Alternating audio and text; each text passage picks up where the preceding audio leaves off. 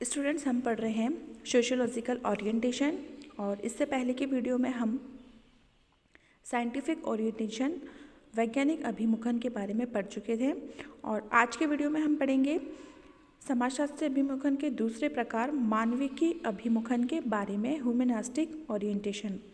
तो यहाँ हम सबसे पहले ये देखते हैं कि मानविकी अभिमुखन कहते किसे हैं। 19वीं शताब्दी के अंत में परिपक्व औद्योगिक व्यवस्था की नवीन परिस्थितियों और समस्याओं के फलस्वरूप समाजशास्त्र का रूप परिवर्तित हो गया। अमेरिकी समाजशास्त्र में मनोवैज्ञानिक तत्वों को प्रधानता देते हुए मनुष्य को इच्छा, भावना, उद्देश्य और बुद्धि के रूप में परिभाषित किया गया। वहाँ लोगों को नई व्यावसायिक संरचना के लिए तैयार रहने की प्रेरणा दी गई और उन सामाजिक समस्याओं की ओर लोगों का ध्यान खींचा गया जो औद्योगिकरण, नगरीकरण और प्रवास के कारण उत्पन्न हुई। इस बदलते हुए सामाजिक परिवेश ने समाजशास्त्र में मानविकी अभिमुखन के विकास में बहुत योगदान दिया। यह अभिमुखन समाजशास्त्र में उन उपागमों की ओर संकेत करता है जो समाज को इसमें रहने वाले लोगों के दृष्टिकोण में समझना चाहते हैं। यह अभिमुखन समाजशास्त्र के परंपरागत वाले लोगों के दृष्टिकोण में समझना चाहते हैं। यह अभिमुखन समाजशास्त्र के परंपरागत, प्रत्यक्षवादी और वैज्ञानिक अभिमुखन के विपरीत है। समाजशास्त्र में वैज्ञानिक अभिमुखन को सबसे पहले चुनौती यूरोप में पिछली शताब्दी के अंत में डिल्थे द्वारा आनुभाविक परंपरा के विरोध में दी गई। यह चुनौती सामाजिक विज्ञानों में आनुभाविक और प्रत्यक्षवादी परंपराओं को दी गई, जिसमें समाजशास्त्र में कॉम्ट और दुर्खिम भी शामिल है। अमेरिका में डिल्थे से मिलता जुलता दृष्टिकोण चार्ल्स कूले का प्रथम विश्व युद्ध के बाद बना। अमेरिका में समाजशास्त्र को प्रत्यक्षवादी के बजाय आनुभाविक दृष्टिकोण से परिभाषित किया गया। अपनी आनुभाविक कमियों को पूर्ण करने के लिए समाजशास्त्र तथ्य एकत्रित करने में लग गया। या उस समय बहुत से सिद्धांत थे, लेकिन तथ्य बहुत थोड़े थे। इसलिए 1920 से 1940 के बीच आनुभाविक समाजशास्त्रीय गतिविधि काफ़ी तेज थी। परिवारों, समुदायों, सामाजिक परिवर्तन, अपराध और बाल अपराध, विचलित व्यवहार, जनसंख्या आदि से संबंधित अनेक अध्ययन किए गए। इस समय वैज्ञानिक अभिमुखन के अनुरूप ऑकबर्न, चैपिन, बर्नार्ड और राइस ने प्रयोगों, नियंत्रित क्षेत्रीय अध्ययनों, तथ्यों की सांख्यिकी समीक्षा आदि पर जोर दिया। इसके ठीक विपरीत थॉमस पार्क लिंडस ने मानववादी व्यक्तिक अध्ययन और सहभागिक अवलोकन उपागमों पर विशेष ध्यान दिया, लेकिन फिर भी इनके अध्ययन प्रमुखतः तथ्यों पर ही आधारित थे। इसी समय नव प्रत्यक्षवाद, नियो पॉजिटिविज्म का बैन लुंडबर्ग और हार्ट ने समर्थन किया। इन्होंने वस्तुपरक माप, प्रचलनता और निगमनात्मकता सिद्धांत पर जोर दिया। इस नव प्रत्यक्षवाद का विरोध यूरोप के मानववादियों जैसे मैनहीम और गुरविच आदि ने किया। वास्तव में पिछले कुछ दशकों में विज्ञानवादिता पर आवश्यकता से अधिक जोर दिया गया। उसी की प्रतिक्रिया के रूप में मानविकी अभिमुखन उभर कर सामने आया। मानविकी अभिमुखन को लेकर चलने वाले समाजशास्त्रियों ने उन वर्गों, व्यक्तियों और समूहों के अध्ययन पर जोर दिया जो काफ़ी समय से उपेक्षित रहे हैं और जिन्हें व्यवस्था द्वारा कोई संरक्षण नहीं मिल पाया है। ऐसे उपेक्षित लोगों के अध्ययन के बिना समाजशास्त्रीय ज्ञान अधूरा ही रहेगा। यहाँ लोगों का ध्यान इस ओर आकर्षित किया गया कि जहाँ समाजशास्त्र में अधिकांश लोगों का अध्ययन महत्वपूर्ण है, वहीं उपेक्षित लोगों, वर्गों, समूहों आदि का अध्ययन भी कम महत्वपूर्ण नहीं है। इसलिए इस अभिमुखन को ध्यान में रखते हुए आगे बढ़ने वाले समाजशास्त्रियों का कहना है कि व्यक्तिगत पक्षों का अध्ययन किया जाना चाहिए। मानविकी अभिमुखन में वस्तुपरक अध्ययन की बजाय विषयपरक अध्ययन पर जोर दिया गया है। ये प्रयास किया गया है कि ऑब्जेक्टिव स्टडी न की जाए बल्कि सब्जेक्टिव स्टडी की जाए। समाज के बजाय व्यक्तिगत अध्ययन को अधिक महत्वपूर्ण माना गया है। मानविकी अभिमुखन विज्ञानों में प्रयुक्त पद्धतियों, आंकड़ों के गणनात्मक पक्ष और वस्तुपरकता को सामाजिक यथार्थ, सोशल रियलिटी को ठीक से समझने में बाधक मानता है। कई बार सामाजिक यथार्थ वस्तुपरक नहीं होकर विषयपरक होता है, जिसे वैज्ञानिक अभिमुखन को अपनाकर समझना संभव नहीं है। उसे तो मानविकी अभिमुखन में ही सही रूप से समझा जा सकता है।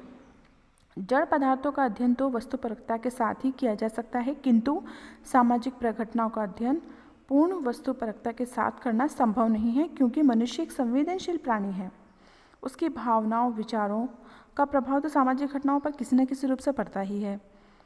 वह किसी तथ्य या घटना को क्या अर्थ देता है, उसे किस रूप में समझता है, इसका अध्ययन में बहुत महत्व है। और इसीलिए यहाँ सामाजिक यथार्थ को समझने के लिए बोध या समझ, अंडरस्टैंडिंग पर विशेष बल दिया जाता है। समाजशास्त्र का मानवीय अभिमुखन ऐसे अध्ययनों का पक्षधर नहीं है जो व्यवस्था के पोषक हों, क्योंकि व्यवस्था उपेक्षित लोगों के अध्ययन में बाधक है और इसीलिए इस अभिमुखन में व्यवस्था का विरोध किया जाता है। इसका लक्ष्य समाज में उन मिथ्याओं को सामने लाना या उजागर करना है जिसका आश्रय लेकर व्यवस्था, मूल्य, संस्था आदि अपना अस्तित्व बनाए रखे हुए हैं। इस अभिमुखन में विशेष समाज, विशेष समूह, विशेष वर्ग और विशेष व्यक्ति के अध्ययन को महत्वपूर्ण माना जाता है। मैक्स वेबर की वेस्टहैम पद्धति मानवीय समाजशास्त्र की ही एक पद्धति है जिसमें बोध या समझ पर विशेष जोर दिया जाता है। मानवीय के अभिमुखन को ठीक से समझने के लिए मानववाद को समझ लेना भी ज़रूरी है। मानववाद शब्द पर हमें सैद्धांतिक, पद्धति शास्त्रीय और सक्रियतावादी दृष्टिकोण से विचार करना है। सैद्धांतिक दृष्टि से यह मानववाद समाजशास्त्र की मानववादी विषय वस्तु पर जोर देता है, जिसमें जटिल और परिवर्तनीय राजनीतिक, आर्थिक और सांस्कृतिक पृष्ठभूमियों के अर्थों और मूल्यों पर ध्यान दिया जाता है। पद्धति शास्त्रीय दृष्टि से मानवीय के अभिमुखन में विश्वास करने वाले विज्ञान की कठोर, अति संयम वाली पद्धति को अनावश्यक मानते हैं, उसे लाभदायक नहीं समझते और अधिक ढीले रूप में संयुक्त पद्धतियों जैसे सहभागी अवलोकन और प्रघटना शास्त्रीय उपागमों का अध्ययन समर्थन करते हैं, जो सामाजिक जीवन और अन्य प्रघटनाओं में गुणात्मक अंतर को मान्यता देते हैं। ऐसा मानने वालों में गारफिंकल, लेसर और स्ट्रॉस, जोबर्ग और नेट आदि के नाम बहुत प्रमुख हैं। इस नवीन परिप्रेक्ष्य के अंतर्गत ये भी माना जाने लगा है कि समाजशास्त्र मानव दशा के अनुरूप प्रासंगिक होना चाहिए। मानवीय के दृष्टिकोण में विश्वास करने वालों का कहना है कि मनुष्य समाज के लिए सामाजिक प्राणी नहीं है, बल्कि प्राणी के लिए है। मानववादी समाजशास्त्र में वे लोग आते हैं जो स्वयं को काफ़ी संवेदनशील, मानव, अवलोकनकर्ता, भागीदार और पूरी तरीके से बुद्धिजीवी मानते हैं। इन्होंने कहा है कि समाजशास्त्रियों का प्रमुख दायित्व अपने आप को दिन प्रतिदिन के मामलों और समस्याओं में लगाना है, चाहे वे मामले नैतिक, राजनीतिक और सौंदर्य बोध से ही संबंधित क्यों ना हो। ये लोग समाजशास्त्र के लिए ऐसे ही मामलों और समस्याओं की प्रासंगिकता पर जोर देते हैं। मानववादी प्रमुख जोर दैनिक घटनाओं में सम्मिलित होने पर देते हैं, जैसे कि विद्यार्थियों के जीवन में भागीदार बनने पर, अपनी गंदी बस्तियों को संगठित करने के गरीबों के प्रयत्नों में, या किसी उभरते हुए सामाजिक आंदोलन में, या सैन्य बल पर अधिक खर्च करने के विरोध स्वरूप प्रदर्शन में भाग लेने पर। मानवीय के अभिमुखन में नैतिक तटस्थता को ठीक नहीं माना जाता। इस संपूर्ण विवेचन से यहाँ पे स्पष्ट होता है कि मानवीय के अभिमुखन वैज्ञानिक अभिमुखन के बिल्कुल विपरीत अभिमुखन है और इसमें वैज्ञानिक पद्धति के अति संयम और नैतिक निष्पक्षता को मान्यता नहीं दी गई है। इसमें दिन प्रतिदिन की छोटी छोटी घटनाओं पर ध्यान दिया जाता है और इसमें उपेक्षित और शोषित लोगों और कमजोर वर्गों के अध्ययन पर जोर दिया जाता है। इन लोगों के अध्ययन के बिना समाजशास्त्रीय ज्ञान अधूरा ही रहेगा और इस अभिमुखन की सहायता से ही सामाजिक यथार्थ, सोशल रियलिटी को सही रूप में समझा जा सकता है। इसमें सहभागी अवलोकन पद्धति और घटनाओं में अध्ययनकर्ताओं की भागीदारी को विशेष उपयुक्त माना जाता है। मानवीय के अभिमुखन की कुछ विशेषताएं भी हैं, जैसे मानवीय के अभिमुखन वैज्ञानिकवाद, प्रत्यक्षवाद, आनुभाविकता, गणनात्मक तथ्यों आदि पर अधिक जोर दिए जाने के विरोध स्वरूप अस्तित्व में आया और यह वैज्ञानिक पद्धति की कठोरता के बिल्कुल विरुद्ध है। सामाजिक यथार्थ को ठीक से समझने के लिए मानवीय के अभिमुखन में ऑब्जेक्टिव स्टडी के बजाय सब्जेक्टिव स्टडी पर बहुत अधिक बल दिया गया है। ये माना गया है कि वस्तुनिष्ठ अध्ययन ना किया जाए बल्कि विषयनिष्ठ अध्ययन ही किया जाए। इसका कारण ये है कि वस्तुनिष्ठ अध्ययन में प्रत्येक प्रकार की सामाजिक घटना का सभी पहलुओं से अध्ययन करना संभव ही नहीं होता है और इसीलिए यहाँ सामाजिक यथार्थ के अंतर्निहित अर्थ और बोध को विशेष महत्व दिया जाता है। मानवीय के अभिमुखन में ये माना जाता है कि सामाजिक यथार्थ स्थिर नहीं है, उसे निर्मित और पुनः निर्मित किया जा सकता है और इस कार्य को वैज्ञानिक अभिमुखन अपनाकर नहीं बल्कि मानवीय के अभिमुखन अपनाकर ही किया जाता है। मानवीय के अभिमुखन में उपेक्षित वर्ग, शोषित वर्ग, महिलाओं आदि के अध्ययन पर जोर देकर समाजशास्त्रीय ज्ञान के सही उपयोग के महत्व को दर्शाया जाता है। इस अभिमुखन में सब प्रकार के पूर्वाग्रहों और पूर्व स्थापित मान्यताओं से अध्ययनकर्ता अपने आप को मुक्त रखता है ताकि नवनिर्मित सामाजिक यथार्थ की निष्पक्षता का अध्ययन और परीक्षण किया जा सके। मानवीय के अभिमुखन में केवल समाज के अध्ययन पर ही जोर नहीं दिया जाता, बल्कि व्यक्ति के अध्ययन को विशेष महत्व दिया जाता है, क्योंकि व्यक्ति ही समाज का निर्माता है। मानवीय के अभिमुखन में सामाजिक प्रतिमानों को प्रतिमानात्मक के बजाय अर्थ प्रतिमान के संदर्भ में समझने पर जोर दिया जाता है। यहाँ यह देखा जाता है कि लोग विभिन्न परिस्थितियों में सामाजिक प्रतिमानों का स्वयं क्या अर्थ लगाते हैं और उनका किस प्रकार उपयोग करते हैं। मानवीय के अभिमुखन में स्वयं व्यवस्था और साथ ही व्यवस्था के पोषकों के प्रति विरोधी दृष्टिकोण अपनाया जाता है। मानवीय के अभिमुखन में अध्ययन के लिए ऐसी पद्धतियों का सहारा लिया जाता है जो वास्तविकता के बहुत अधिक निकट होते हैं, जैसे कि सहभागिक अवलोकन है, डायरियाँ हैं, पत्र हैं, आत्मकथाएं और जीवनियाँ हैं। इनका सहारा ऐसे अध्ययन में किया जाता है। मानवीय के अभिमुखन में कुछ सामाजिक यथार्थ के अध्ययन के उपागम हैं, जैसे कि एथनोमेथोडोलॉजी, फेनोमेनोलॉजी, प्रघटना शास्त्र, रेडिकल अप्रोच, आमूल परिवर्तनवादी उपागम, सिंबॉलिक इंटरेक्शन या प्रतीकात्मक अंतःक्रिया। सबसे पहला उपागम हम पढ़ेंगे इथनोमेथोडोलॉजी। ये उपागम समाजशास्त्र में सामाजिक यथार्थ को समझने में नया आयाम प्रस्तुत करता है। इस उपागम ने समाजशास्त्र में कई परंपरागत विचारधाराओं को चुनौती दी है। सबसे पहले गारफिंकल ने अपनी पुस्तक स्टडीज इन इथनोमेथोडोलॉजी में इस उपागम को व्यवस्थित रूप में प्रस्तुत किया। यह उपागम समाजशास्त्र में सामाजिक यथार्थ को समझने में नया आयाम प्रस्तुत करता है। इसमें सामाजिक यथार्थ का निकटता से और प्रत्यक्ष रूप में अध्ययन संभव है। ये उपागम मानवीय व्यवहार के उन पक्षों के अध्ययन पर ध्यान केंद्रित करता है जो व्यक्ति के जीवन की दिन प्रतिदिन की सामान्य क्रियाओं से संबंधित है।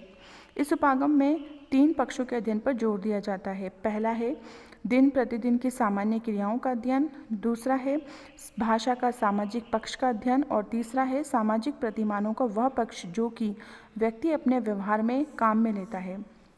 एथनोमेथोडोलॉजी के प्रवर्तक सामाजिक संरचना को प्रदत्त नहीं मानकर परिवर्तनशील प्रघटना मानते हैं। इस उपागम में उस सामाजिक यथार्थ के अध्ययन पर जोर दिया जाता है जिसका निर्माण सामाजिक अंतःक्रिया के माध्यम से होता है। इस उपागम में व्यक्ति की परिस्थिति के बजाय उसके भूमिका अदा करने की विशिष्टता अधिक महत्वपूर्ण है और इसीलिए इसकी सहायता से सामाजिक यथार्थ को अधिक उत्तमता के साथ समझा जा सकता है। इस उपागम में प्रश्नावली और अनुसूची जैसी अप्रत्यक्ष अध्ययन पद्धतियों का प्रयोग नहीं करके सहभागिक अवलोकन, डायरियों, आत्मकथाओं आदि प्रविधियों को काम में लाया जाता है। इस उपागम में वस्तुपरक अध्ययन पद्धति, आंकड़ों के गणनात्मक पक्ष और सर्वेक्षण प्रणाली को महत्व नहीं देकर व्यक्तिपरक या सब्जेक्टिव स्टडी और बोध अंडरस्टैंडिंग पर विशेष जोर दिया जाता है और इसमें संचार या कम्युनिकेशन अध्ययन का महत्वपूर्ण भाग होता है। संचार के लिए लोग भाषा का प्रयोग करते हैं, लेकिन यहाँ भाषा के व्याकरण या अर्थ पर ध्यान नहीं देकर उसके सामाजिक पक्ष को समझने पर बल दिया जाता है। इस उपागम में सामाजिक प्रतिमानों के व्यवहारिक पक्ष पर ज़्यादा जोर दिया जाता है या ये देखा जाता है कि व्यक्ति सामाजिक प्रतिमानों को व्यवहार में कैसे लाते हैं। ये उपागम समाजशास्त्र में वैज्ञानिक अभिमुखन को चुनौती देने और मानवीय अभिमुखन के महत्व को बढ़ाने में भी सहायता करता है। दूसरा है उपागम प्रघटना शास्त्र, फेनोमेनोलॉजी। सामाजिक प्रघटना को समझने के लिए प्रघटना शास्त्र दर्शन का सहारा लेना होता है। इस उपागम में प्रघटना की विषय वस्तु और अध्ययनकर्ता को अलग अलग बताया गया और कहा गया कि ये दोनों एक ही नहीं हैं। इस उपागम में अनुभवों को 2 स्तरों पर समझने का प्रयत्न किया गया है। पहला है सम्मिलित अनुभव, शेयर्ड एक्सपीरियंस, तथा दूसरा है विशिष्ट अनुभव, यूनिक एक्सपीरियंस। प्रथम प्रकार के अनुभवों के आधार पर सामान्यकरण किए जा सकते हैं, जबकि विशिष्ट अनुभव प्रत्येक व्यक्ति के पृथक पृथक होते हैं। इस उपागम में सामाजिक प्रघटना के अध्ययन के लिए इडियोटिक रिडक्शन, जड़मति रूपांतरण पर बल दिया जाता है। इस उपागम के अनुसार सामाजिक प्रघटना का अध्ययन उस रूप में किया जाना चाहिए जिस रूप की कोई विशिष्ट पहचान किसी स्थिति या परिस्थिति या संरचना विशेष की वजह से होती है। यदि उसे सामाजिक प्रघटना उस स्थिति परिस्थिति या संरचना विशेष से पृथक कर दिया जाए तो उसका रूप भी परिवर्तित हो जाता है, फिर उस सामाजिक प्रघटना की पहचान ही कठिन हो जाती है। तीसरा उपागम है आमूल परिवर्तनवादी उपागम। आमूल परिवर्तनवादी समाजशास्त्र प्रमुखता एवं प्रौद्योगिकी के प्रभाव से जनित सामाजिक स्थिति के विरोध स्वरूप उत्पन्न हुआ। ये उपागम व्यवस्था का विरोधी और परिवर्तन का समर्थक है। रेडिकल या आमूल परिवर्तनवादी विचारधारा 1967 में अमेरिकन सोशियोलॉजिकल एसोसिएशन की वार्षिक बैठक में उभर कर सामने आई। युद्ध और संघर्ष को आमूल परिवर्तनवादी विचारधारा का आधार माना गया और ये स्पष्ट किया गया कि इसी के माध्यम से परिवर्तन संभव है। इस विचारधारा के समर्थकों का कहना था कि समाजशास्त्र में शोषित, उपेक्षित, दलित या कमजोर वर्ग के लोगों के अध्ययन पर विशेष ध्यान दिया जाना चाहिए। इस वर्ग के लोगों को कभी भी व्यवस्था का संरक्षण नहीं मिला। इन लोगों का अध्ययन करके समाजशास्त्र ज्ञान का सही उपयोग कर सकता है। आमूल परिवर्तनवादी विचारधारा के समर्थक अमेरिका के समाज में होने वाले भेदभावों और सभी प्रकार के शोषण के विरुद्ध अपनी आवाज़ उठाते रहे हैं। वहाँ इस विचारधारा ने विद्यार्थियों, हपशियों और बुद्धिजीवियों को काफ़ी प्रभावित किया है। मानववादी परिप्रेक्ष्य के अंतर्गत आमूल परिवर्तनवादी उपागम का काफ़ी महत्व है। चौथा उपागम है प्रतीकात्मक अंतःक्रिया, सिंबॉलिक इंटरेक्शन। यह अंतःक्रिया का एक ऐसा स्वरूप है जिसमें कुछ संकेतों, प्रतीकों, चिन्हों आदि का प्रयोग किया जाता है। इस उपागम में व्यक्ति या समूह की भाषा, हाव भाव या भाव भंगिमाओं को संचार और पारस्परिक अंतःक्रिया का प्रमुख आधार माना जाता है। इसमें भाषा के व्याकरण या शब्दकोश में उल्लेखित अर्थ को महत्व नहीं दिया जाता, बल्कि सामाजिक पक्ष पर विशेष ध्यान दिया जाता है। इसमें भाषा के सामाजिक पक्ष को समझने पर जोर दिया गया है। इन उपागमों से समाजशास्त्र का मानवीय अभिमुखन अपने आप ही स्पष्ट हो जाता है और इन सब उपागमों का विकास मुख्यतः विज्ञानवादिता और वैज्ञानिक अभिमुखन के विरोध में हुआ। वर्तमान में समाजशास्त्र में इन दोनों ही उपागमों का अपना अपना अलग अलग महत्व है। जैसे समाजशास्त्र 1970 से आगे बढ़ता है, एक प्रश्न उठता है कि क्या मौजूदा मानवीय प्रत्यक्षवादी ध्रुवीकरण जारी रहेगा या मानवीय अभिमुखन की भूमिका बहुत साधारण हो जाएगी। इसके संबंध में कोई संदेह नहीं है कि प्रत्यक्षवाद, औपचारिकता और गणितीय समाजशास्त्र तेजी से बढ़ रहे हैं। ऐसी पुस्तकों का प्रकाशन जारी है जिनमें पुरानी और नवीन ऐसी गणनात्मक प्रविधियों का उल्लेख है जो कंप्यूटर प्रौद्योगिकी के अनुरूप है। राष्ट्रीय और क्षेत्रीय गोष्ठियों में गणितीय समाजशास्त्र, मॉडल निर्माण, सिद्धांत संरचना आदि पर विचार विमर्श होता है। प्रत्यक्षवादी समाजशास्त्र का अस्तित्व काफ़ी कुछ बना रहेगा और इसे समाजशास्त्र के एक प्राकृतिक विज्ञान होने के परंपरागत दृष्टिकोण का समर्थन भी मिलता रहेगा। इसका कारण ये है कि आज औद्योगिक प्रौद्योगिकी की मांग इसी दिशा में है। मानवीय के अभिमुखन से संबंधित समाजशास्त्रियों का प्रभाव भी जारी रहेगा और ये बात इस आधार पर कही जा सकती है कि महाविद्यालयों और विश्वविद्यालयों के पाठ्यक्रमों और पाठ्यपुस्तकों में गुणात्मक पद्धति पर जोर दिया गया है। इसके अलावा समाजशास्त्र की कई राष्ट्रीय और क्षेत्रीय स्तर की गोष्ठियों में स्त्रियों, गरीबों, काले लोगों और अन्य जनजातीय अल्पसंख्यकों पर विचार किया जाता है। मानववादी समाजशास्त्र का अस्तित्व बना रहेगा और एक प्रभावी अल्पसंख्यक के रूप में। ऐसा दो कारणों से संभव हो सकेगा। पहला, मानव व्यवहार के संबंध में परंपरागत मानववादी विचारों से। दूसरा, यूरोप और अमेरिका में आमूल परिवर्तनवादी और मार्क्सवाद की निरंतर शक्ति से। ऐसी संभावना है कि निकट भविष्य में वैज्ञानिक और मानववादी दोनों ही अभिमुखनों का महत्व बना रहेगा। किसी एक अभिमुखन की दूसरे पर पूरी विजय की संभावना नहीं है।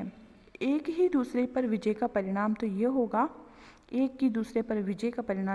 कि एक ही सिद्धांत, पद्धति और मूल्य विचारधारा संपूर्ण समाजशास्त्र को आच्छादित कर देगी।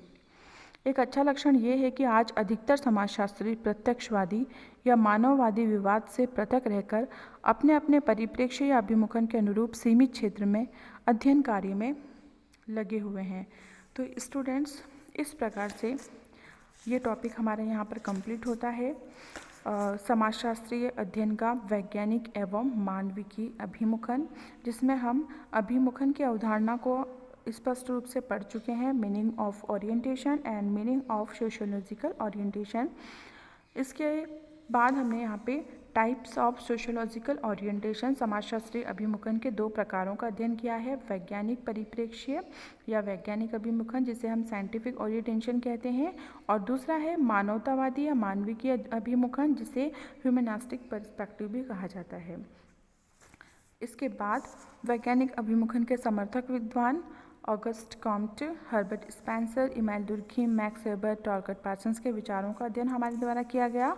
और अंत में हमने मानवीय अभिमुखन में सामाजिक यथार्थ के अध्ययन के प्रमुख उपागम ethnomethodology, phenomenology, radical approach, symbolic interaction का अध्ययन किया।